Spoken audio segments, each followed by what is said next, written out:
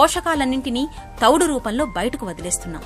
ఇలా బయటకు వదిలేస్తున్న తౌడు నుంచి ప్రత్యేక పద్ధతిలో వంట నూనెను తయారు చేయడం వల్ల వాటిలోని పోషకాలన్నీ మనం రైస్ బ్రాన్ ఆయిల్తో తిరిగి పొందగలుగుతున్నాం.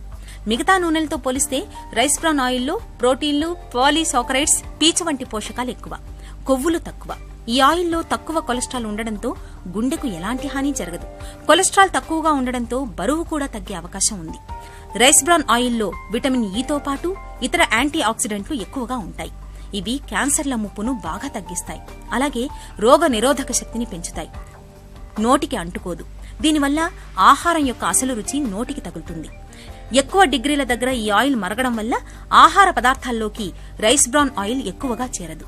ఇక పూరీ లాంటి ఆయిల్ ఫుడ్ తిన్నప్పుడు కూడా పొట్ట తేలికగా ఉంటుంది. తక్కువ కొలెస్ట్రాల్, విటమిన్ ఈ సమృద్ధిగా ఉండే రైస్ బ్రాన్ ఆయిల్ ధర కూడా తక్కువే కావడం విశేషం.